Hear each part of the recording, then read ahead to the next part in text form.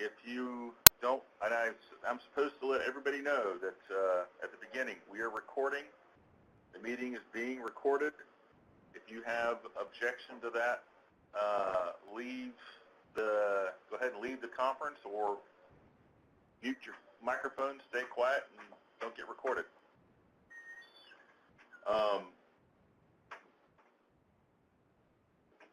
It thinks there's a second monitor there. What happens? No, I better stick with primary. Okay, so should be back to the slide. We are now recording. This is the second in a series of 8. Today I'm going to go over roles and responsibilities as well as workflow in the tool. And all right, so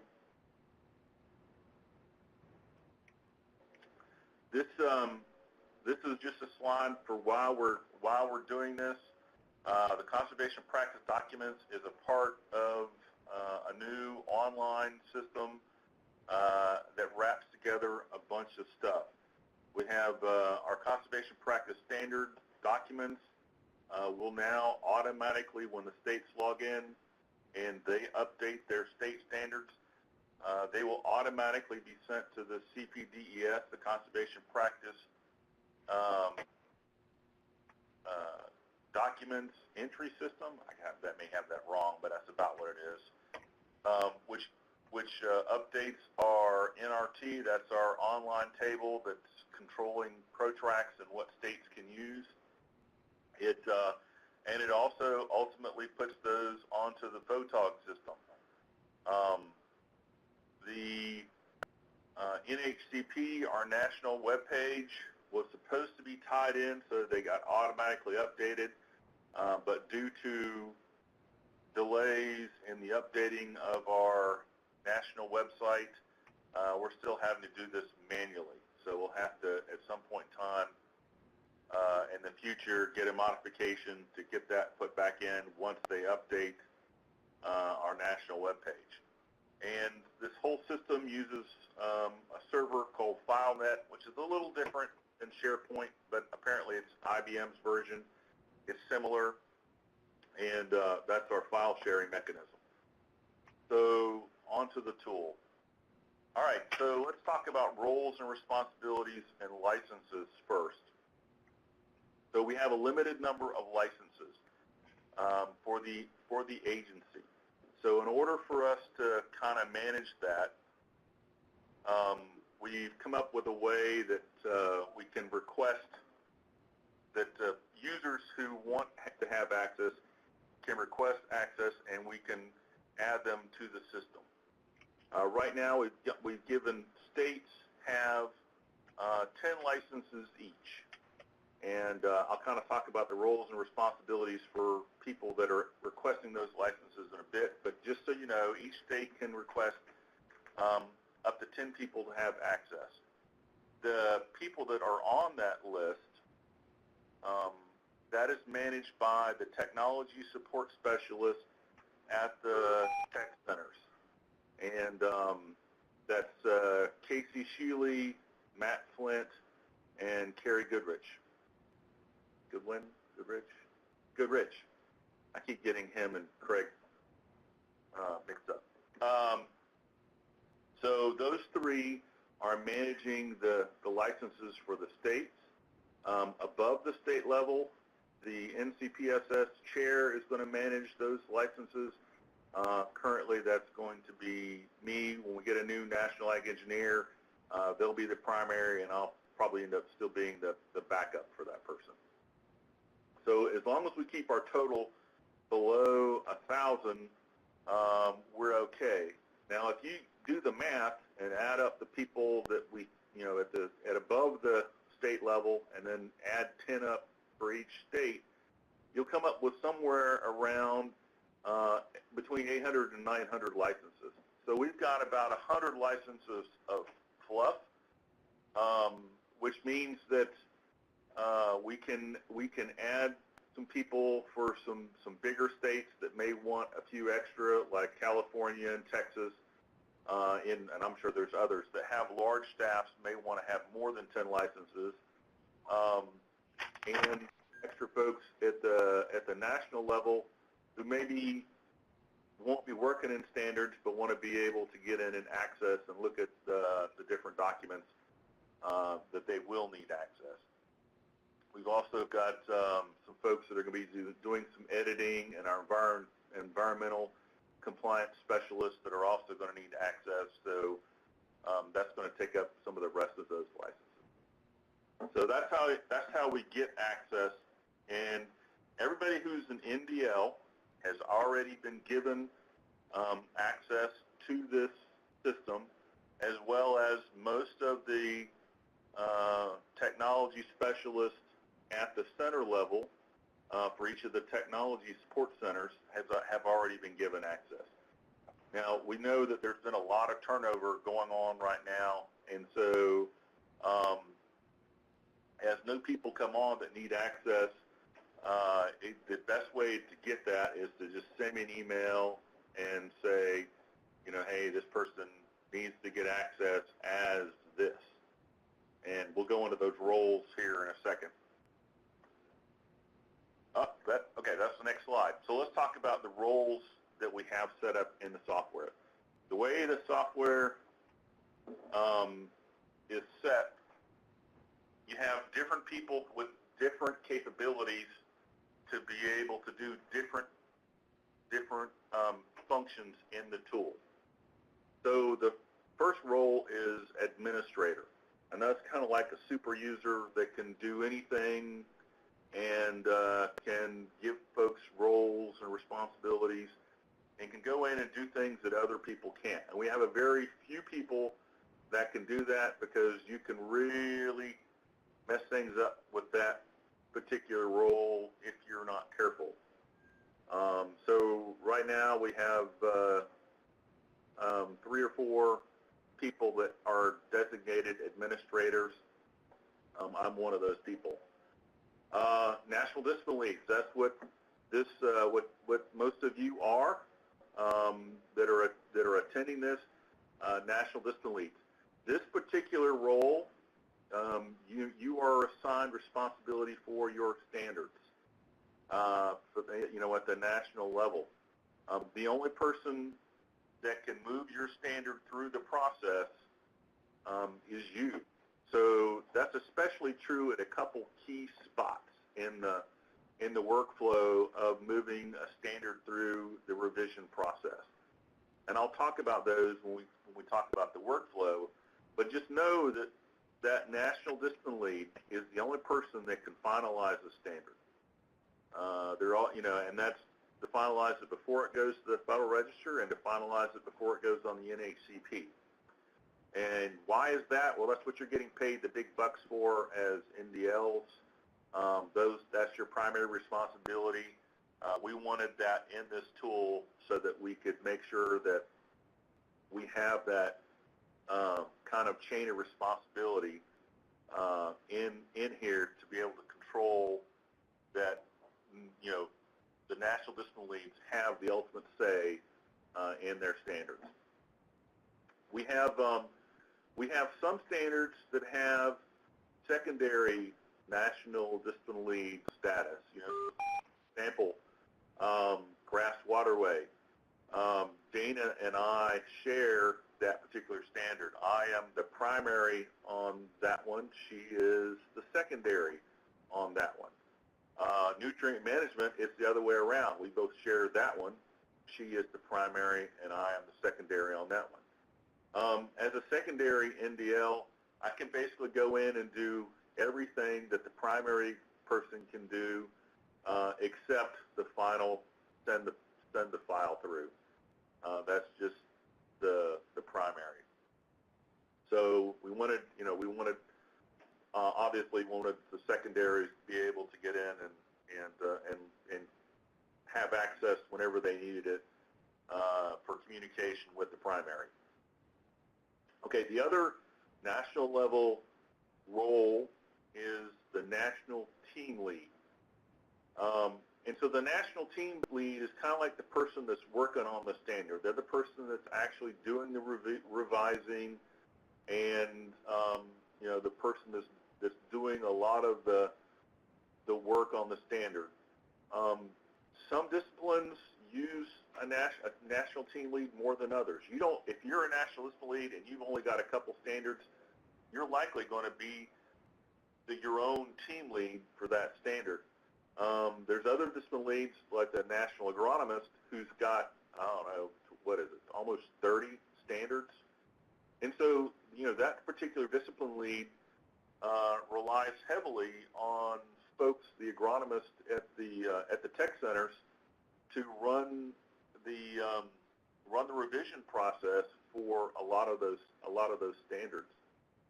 So they'll need to be able to give somebody that designation and that authority to be able to work on the standard. But that ability is limited. I mean, they can do almost everything to the standard except finalize it.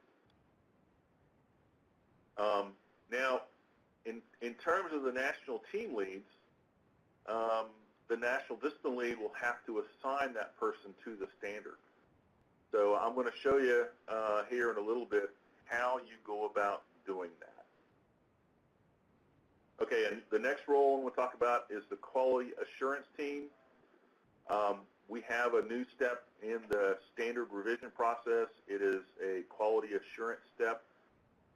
Basically right now, Debbie Young is doing that for us. We're going to be adding Wade Benami to that group here pretty soon. But they're going to be reviewing the standard from basically a technical editor standpoint. It's not a technical review. It is a format and editing step to make sure that everybody is on the same page and following the NRCS style guide in how we do our standards. The benefit of that is, a lot of times we would have, in the past, we have had times when we've had discipline leads that weren't the best editors who would, put through standards that weren't the best and needed some changes. Now we're going to have a couple steps in this process where they will have to specifically go to somebody that's, that's their profession, is to make things look nice, pretty, and consistent. So we should help, alleviate that problem. We're going to be telling the states that, when you are looking at this standard, you should only be editing this standard from the standpoint of what do you need to add for your state only. We don't want you going in there and tweaking the wording anymore, because a lot of states like to do that. They like to get in there and they like to tweak the wording and, make it sound like they want it to sound. They'll still be able to do that, but we're going to tell them, we have a professional editor that edited this for that kind of purpose, and if you come in and make those kind of changes, you're making the standard worse, not better. So we want you at the state level to stick to the facts. Just stick to the things that you really need to change for your state technically, and not mess with the standard from a wording or verbiage standpoint. Okay, so that's the quality assurance team. Next up, we have the internal review compositors. And this is a role that people can have in addition to one of these other roles. You can be a team lead, a national team lead, or you can be a state lead, and also be an internal review compositor. What that means is that whenever standards go out for internal review, you get an email that says these standards went out for internal review, and with a link to those standards so that you can go grab those standards and then route them around to whoever you want to review them And then whenever it's time to take your state's or your center's comments and upload them back into the system, you as the IRC have been trained on where to put them and how to put them into the system.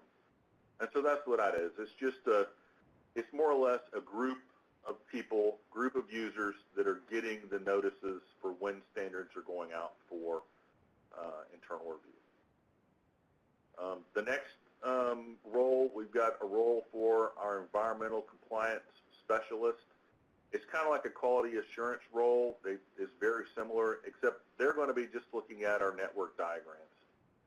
We have a special workflow set up for network diagrams, and so that it will get routed to those folks automatically, and we'll be able to tell where it is in the process.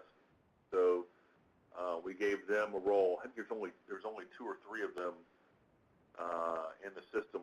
Actually, right now, I think it's only 2. I think we only have 2 environmental compliance specialists right now. The last role is the practice standard review coordinator, and that's Emil Horvath. Had that position for us in the old system, and he was the person who basically routed around the standards and then made sure that the standards got posted to the NHCP. Well, the routing of standards is now, done internally to the system, so he doesn't have to do that anymore. But because we couldn't get the national web page updates automatically, he's still going to have to do that step for us for now. So that's his role. He really doesn't have that role inside of the system, but it's an important role for us to have somebody designated to do that. At the state level, we have SDLs and STLs. They kind of mirror the national level.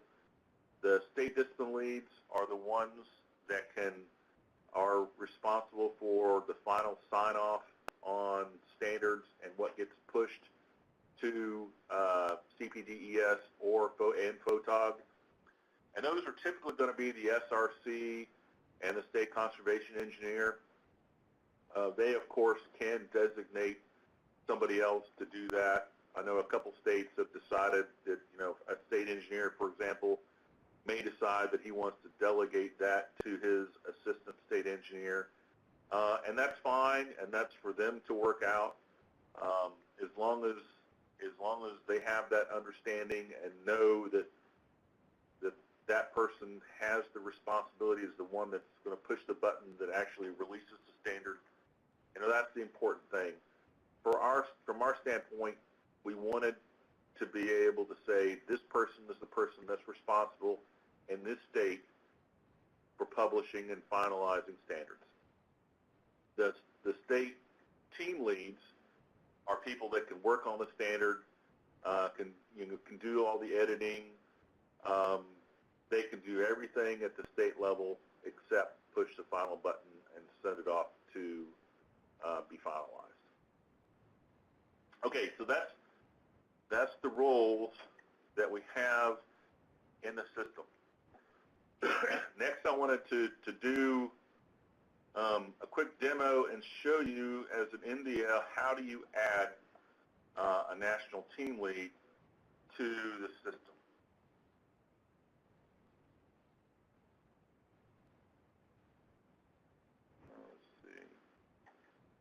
All right, did everybody see the screen switch to Quark?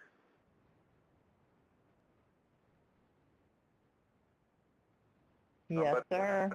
Okay, thank you. All right, so when you get into the system and you're going to be working on your standards, in the left-hand pane over here, we have in the collections, we have this national standards, and then these are this national folder, and then they're grouped kind of by the discipline leads in charge of those standards. So you'll see, here's the Conservation Engineering Division, EE, for environmental engineer. These are the ones that have just environmental engineering as a primary. Remember I said earlier that the ESD, Nutrient Management Specialist, that's Dana, she and I share. We actually share composting and waste facility closure. I think that's actually under ag engineering, not under environmental engineering. So let's say I want to go into one of these standards and I want to a team lead. And I'm going to go in, this standard right here is being deleted, so I'm going to just go in and mess with it for now. I haven't done anything to it. So right now, if I were to open it up, there's nothing that's in there. Let me back up a little bit and tell you something. When you look at these folders and you see that some of these have got like a little yellow thing in them and some of them don't, the ones that have a little yellow thing in them were typically created early in the system. And that may not be good because, we're having to do some extra steps with these that are done behind the scenes with the newer ones that we've added. The contractors gave us a new button to add standards, and it does a lot of the stuff behind the scenes for us.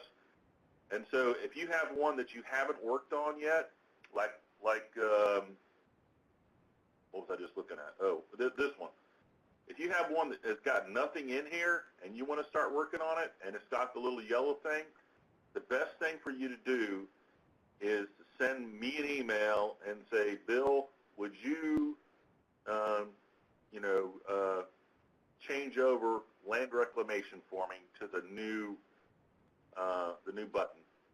And what I'll do is I'll then go in and I'll delete this and then I'll restart it, and you'll see that it has just the little blue folder with no yellow. Now, if it's got the yellow and you've already done a bunch of work in there, we can go in and do some of that magic behind the scenes and make it so that it works fine, so you don't have to redo it or redo anything.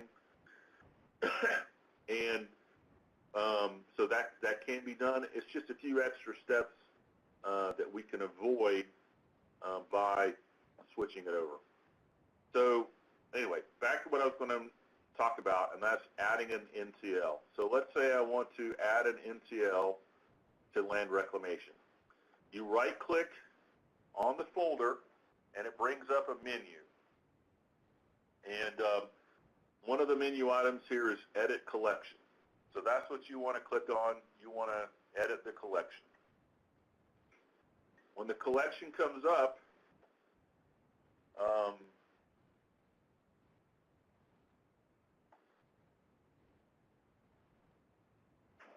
this is what you see. Over here on the left-hand side, you'll see User Profiles and Groups. So click on User Profiles, and you'll see right now that the only one that's in here is the administrator. And we want to add an NTL to this. So to add this, click on this plus sign down here, and it brings up the list of available users. So we scroll through this and find the person that we want to add. Let's say I want to add Sandy Means. She's in Greensboro. So I'll come down here, and you'll notice that these users are in alphabetical order, which can be a little bit of a pain when you have somebody whose first name in their Outlook profile is not the name that they go by, which is like me. I go by Bill Reck, but my Outlook profile will sometimes say William Reck. So you'll have to know to go look for me under William instead of under Bill. The way to do that is if you don't find your person and you think they're in there, go in and look at their Outlook properties and see if they have a different first name in there. So I'm looking for Sandy here, and I come down, and Sandy, her actual name is Sandra. Wow, that one's easy enough to get hold of. So I click on Sandra, and then you see I've got 2 arrows here. The one arrow puts them into the into the list, and then another arrow takes them away. So once I've added her, I click OK. And one other thing that you want to do, and that is apply settings to the child collections. So I can come in here and I can say merge, which means add the here into all of the collections underneath this one. So I'm going to click merge and click save. And so now Sandy's name got added to all the folders that are underneath. And here's the 2005 folder. You could have just gone in, if you wanted to just add and give Sandy only access to this one folder, you could have come down to this folder and just edited the collection here, gone into user profiles, and added it here, and she would be there. Now why this is not there, I'm not sure. Maybe I need to refresh.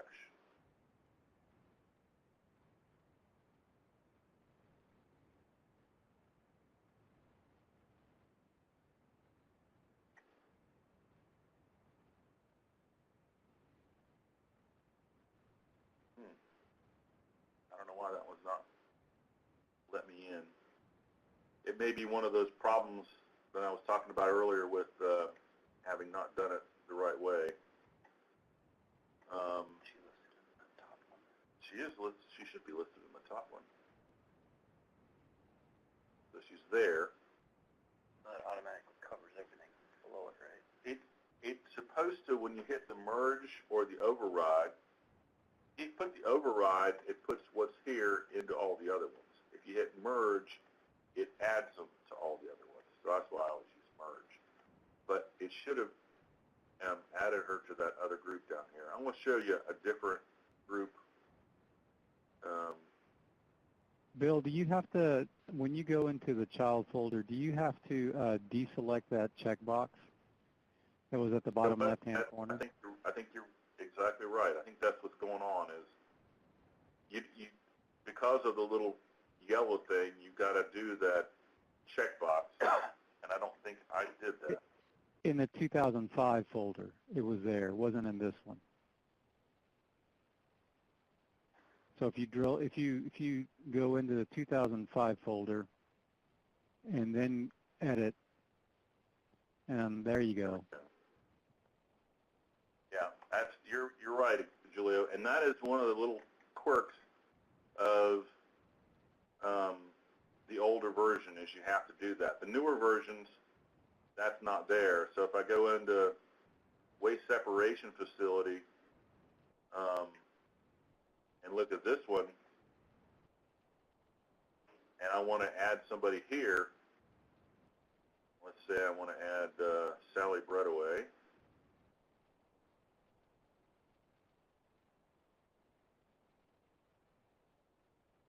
If I click merge here,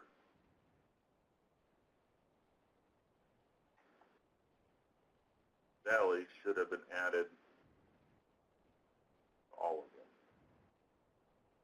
Yeah, see, here, Sally was added. And that's just a quirk of the system, just the way that we set it up. Some of the older ones. And what we need to do is we need to come through and just redo as many of these folders as we possibly can before people start adding stuff to them, because it's easier for us to, like I said before, set the file up better initially than we had to start with. Okay, so that's how you add a national technical lead to your file. Once you've once you've gone in and added that technical lead to the folder and they're in there, they now can go in and edit everything that's in the, in that folder. The thing that they can't do is they can't approve the edits. They can make all the edits. I think this one's got some in it I could show you.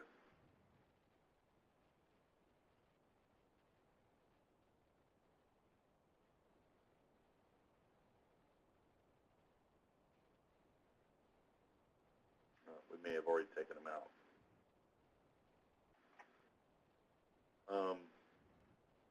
I'm just going to make an edit just so I can show you.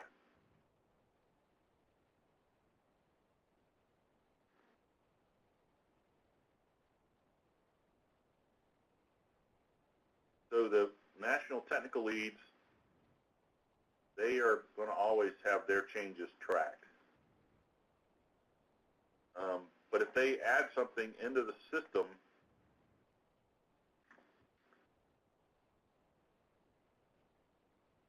here you can see where it's been added. It shows you in that view.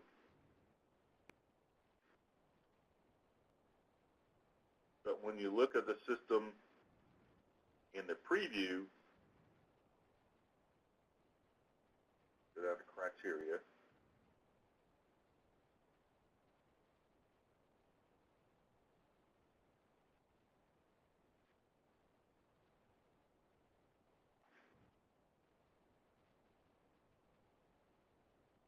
Notice that, that little piece that I just added, it's in there.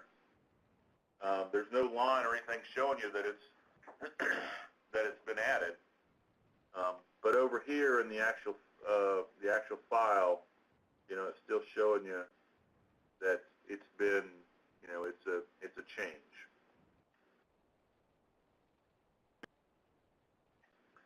All right, so I'm going to discard those changes.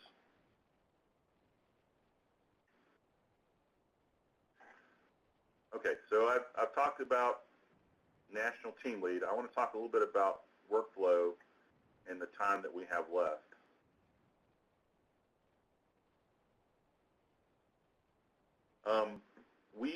Workflow basically means the flow of the document through the system.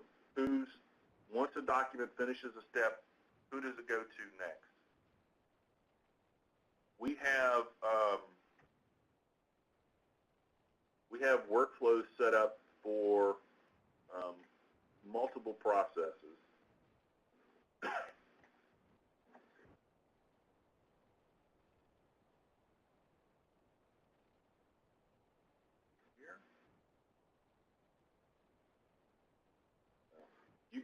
Well, we'll just do it this way, I guess. So you can see that for the national standard workflow, it's pretty complex. It starts out, as a draft. It just kind of works its way through the process. And you can see on this workflow where it says who can move things on to the next step. And there's points where the only person that can move it on to the next step is the NDL. So ready for internal review. Well, once the national team lead says, okay, it's ready, it goes to the NDL and they sign off on it that yes, okay, we're ready for it to go to review, and then it moves into internal review. Same kind of thing happens when it's ready for the Federal Register posting. It takes the NDL to move it through. Now, in this particular case, the ADM could also move it through, and this shows the practice standard review coordinator being able to remove it through. That actually, they can't actually do that anymore. That role is no longer exists. But so there's a limit to who can move things forward and say, okay, it's ready for Federal Register posting. You'll also notice that there's this quality assurance step. There's multiple chances in here for a quality assurance step. There's 2 times that the quality assurance step is required. That's before it goes to internal review and before it goes to the Federal Register posting. In terms of finalization and actual national release, as a discipline lead, if you are satisfied that it's ready to go, you can send it on and say it's ready to release without sending it to quality assurance. But if you make changes and you want to, some significant changes and you want to send it back to quality assurance review, we have it set up so that you could still send it to QAT review if you want to. So this is how the workflow works. When you're in the actual practice, let me open this one up and show you how that works in the standard. So when you've come in and you've edited your practice and you've got it to the point where it's ready to move on to the next step, you click on Save and Close. And when you do that, this down here is all the metadata that you attach to the standard. But up here you have the workflows, and this is a national standard workflow, and it's in pre-QAT draft. When you're ready to move it on, you would change it to the next step. Now I've got some steps in here that you don't have because as the administrator, I can move things to different spots in the review cycle that you can't. You would only see ready for QAT initial draft. So let's click it to move to there. And now you see this route to kind of defaults to the quality assurance team. So you can send it to them. If you wanted to send it to specifically Debbie Young or Wade Banami, say for instance, they've done a review for you before on this same standard. This is the second time around and you want them to review it again, you can send it specifically to one or the other. If you click on No One, route it to No One, what that does is it moves it to that next step, but it doesn't send out the email notice. So nobody knows that it's ready for QAT.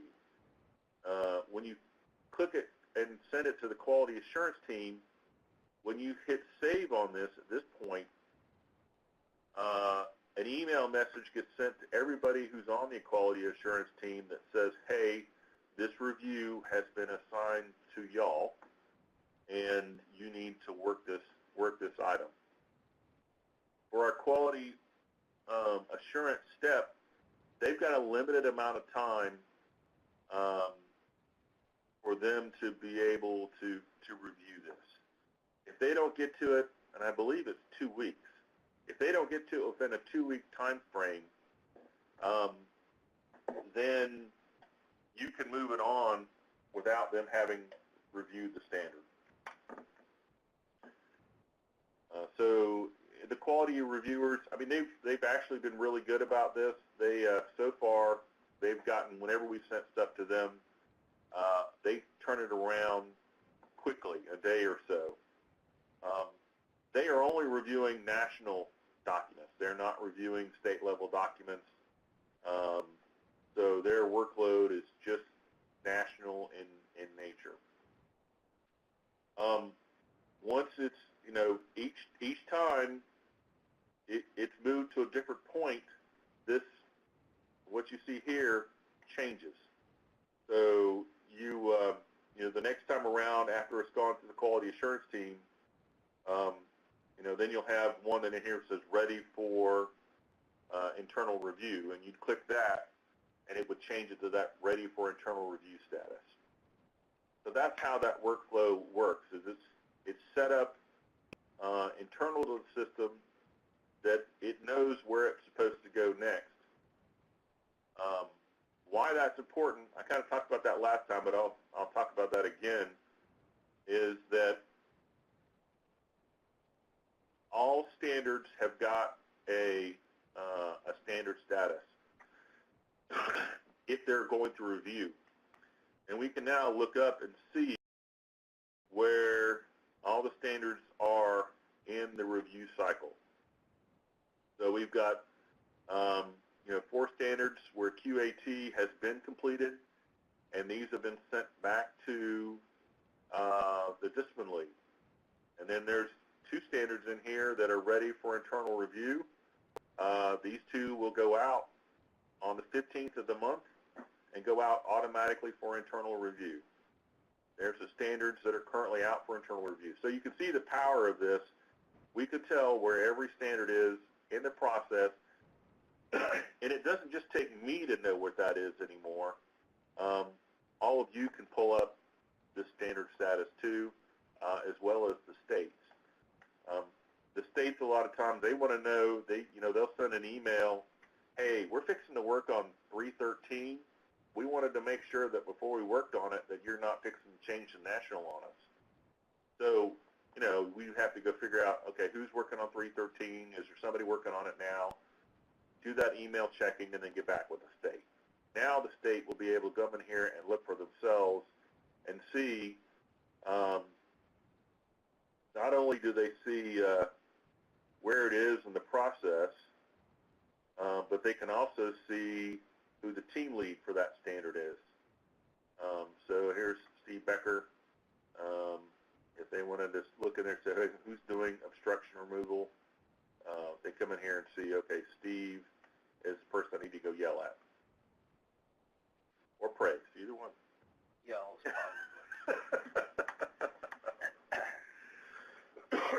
Okay, so that's how workflow works. Now let's go through a few more of these.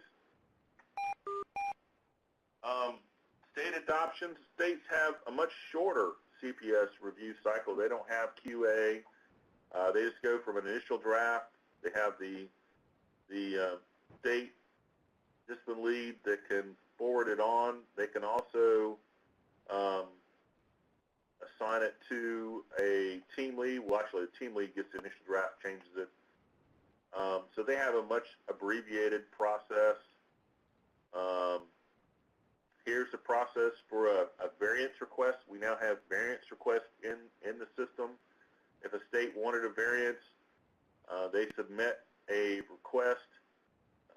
It goes to the NDL for that standard. It gets reviewed. The NDL makes a decision. They can either stamp it approved with exceptions, or denied. And in this step, there's a way that you can take that letter of approval or disapproval from the division director and attach it in here and attach it to the request. And that's how that's going to work. And I'm going to go through this process in detail on another week. But I'm just trying to show workflows right now. So we have workflows set up for a bunch of different processes in the system. Here's the CPS interim request and standard workflow. Notice this one's a little bit more involved because this also has steps in here for not only for the initial request of the interim, but there's also steps in here where the state's going to be reminded that they have to put in a report. When they do put in a final report, they will mark it either we recommend it for nationalization or we don't, and then that goes to the NDL, and the NDL has to decide how they're going to deal with that request, and then there's a number of choices that they have on how to deal with that, and I'll go in.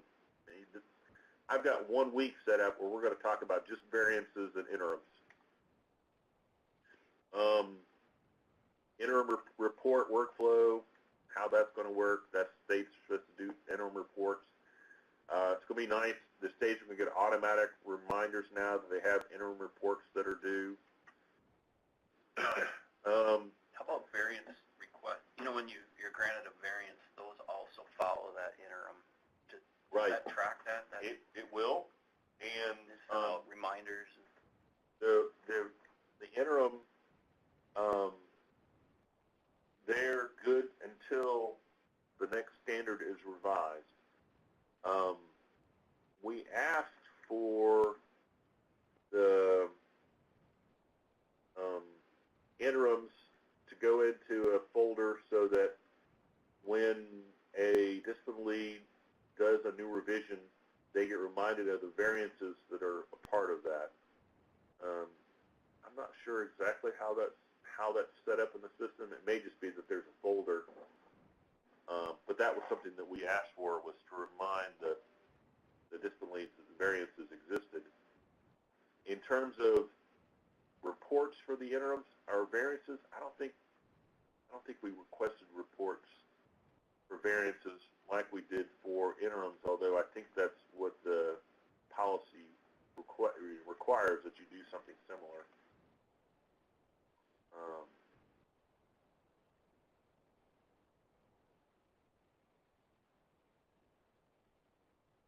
The other one that I wanted to talk about is this national network effects diagram. So when you create a network effects diagram, you're basically going to be using the old Word files, and you will be uploading it into the system as a Word file, and then the system will route it to the National Discipline Lead to review. So they're the person that sends it on to the environmental compliance specialist to review. They do the review, complete it, and send it back. And then they do send it for a quality assurance step. And then once that's completed, the document can be finalized. So it's a pretty straight, simple workflow, but this is set up, so that we still have the email notifications of when it's ready for the next step. All right, so here's an example of the notification emails that you get.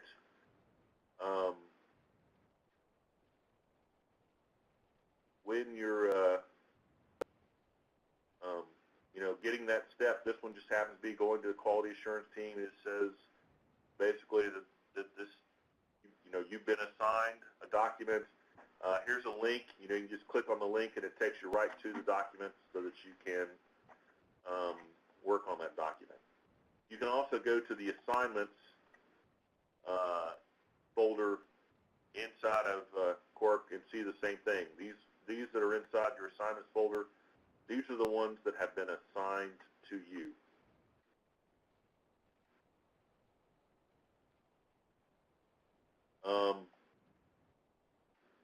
We have these watermarks on the document that kind of show where it is in the process.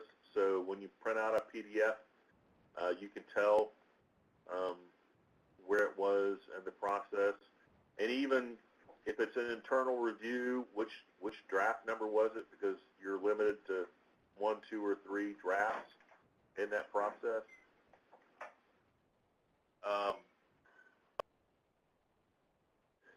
So this is a PowerPoint presentation we have set up for the states when we give them their workshops. And I've already talked about some of this, so I'm not going to cover it again, but we do have a set path for each one of these steps.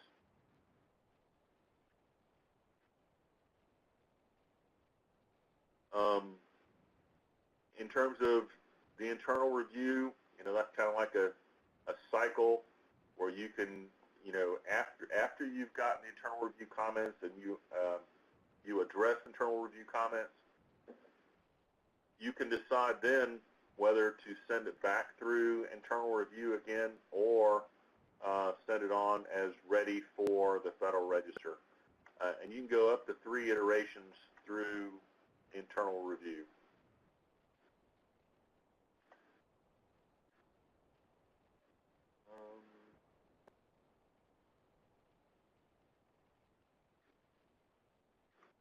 skipping through stuff.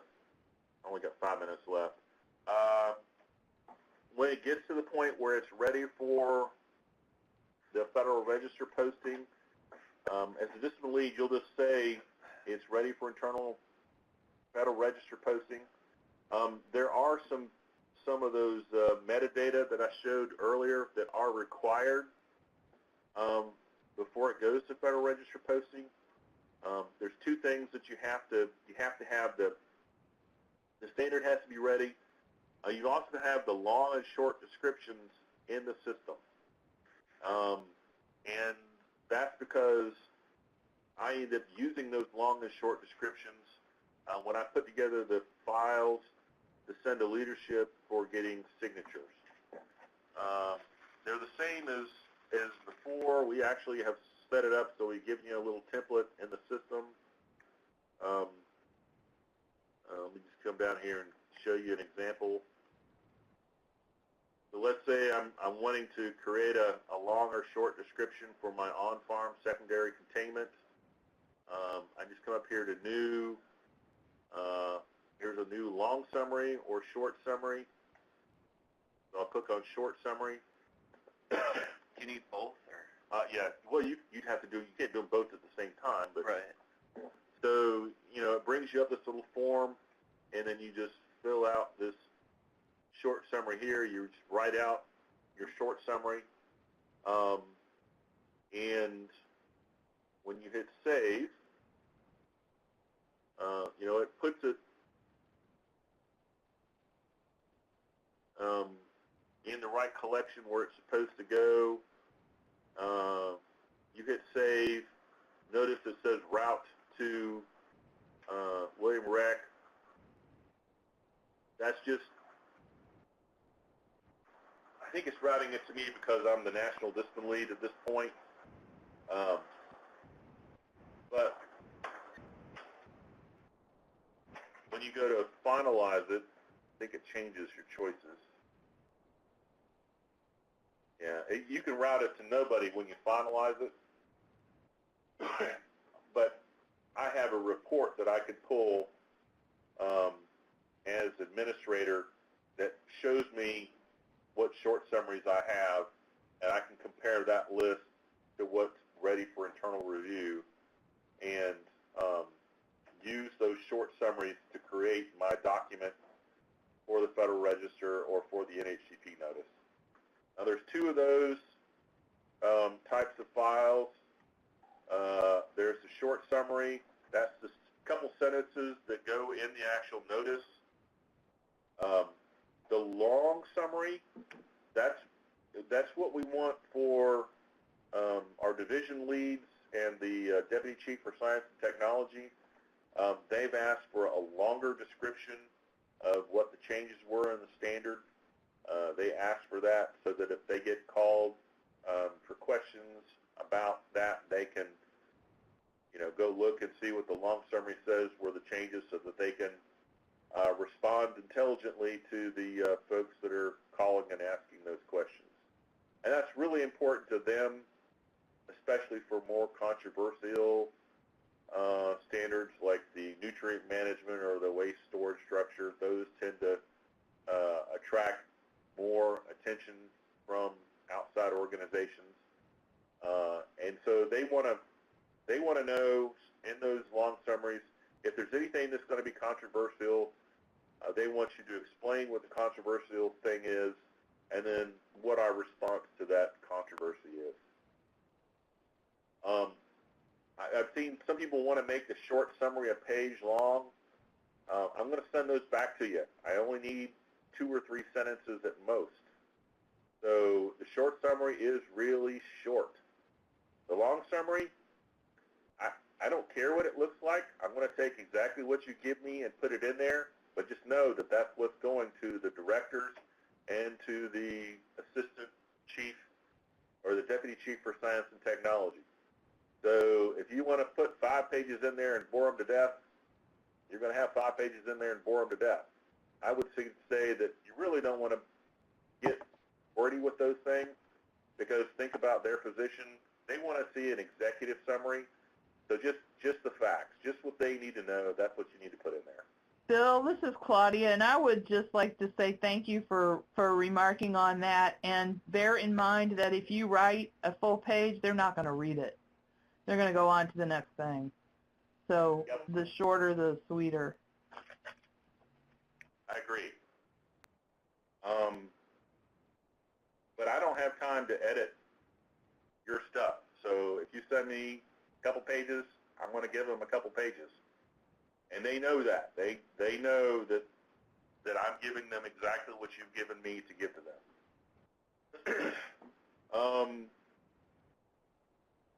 What else did I want to, let's see, where are we at in our presentation?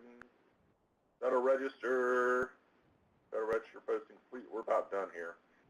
So in terms of the workflow, the software does, after the Federal Register from the Federal Register standpoint on, it does some nice things for me, the administrator, that helps me do things like set up the index for the NHCP. It helps me set up the verbiage for the Federal Register. So it does some really nice things for me at that point, but it doesn't, that doesn't do anything for you guys. In terms of releasing the national standard, the releasing of the national standard is done by the administrator, because I send out a release for an NHCP notice. It goes out. This new software dates everything for me automatically, so that's that's a nice step. We don't have to worry about going back and forth and changing dates and playing that dance like we've done in the past. So all that will be automatic. The states have got some different. Well, the discipline leads can release them, whereas at our step, only the administrator releases them. There is a step that we're going to talk about a little later on, where there's a new step where we as discipline leads will be going into the CPD DMS and relating our practice purposes to resource concerns. I have one of our weeks we have set up for Kerry Goodrich is going to get on, and he's going to spend that week and talk to us specifically about how to do that. So that's a new wrinkle that we're going to have to do. And basically, annually we used to do the CPPE stuff. That's all going to go away. It's all going to be automatic. It's going to be done for us inside of CPDES. But we still have to, as discipline leads, set up those connections. And so Carrie is going to show us how to do that. I think it's like week 6 maybe. Anyway, few weeks from now. So that's it. Anybody have specific questions that they want to ask? I know it's kind of late in the presentation, but I've actually got this room until 2 o'clock. So if anybody's got questions, I'll be happy to try and answer them.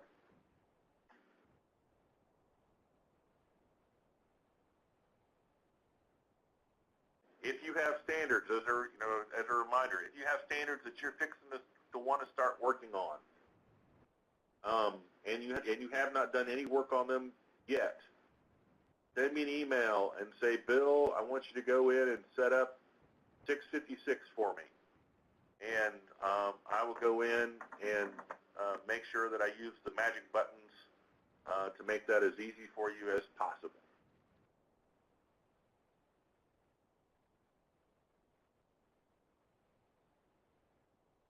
Okay, doesn't sound like anybody's got any questions this week.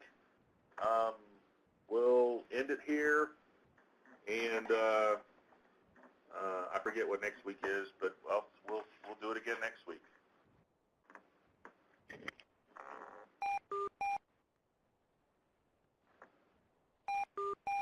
I figure out how to stop the recording. Stop sharing, maybe. That's it. Eating.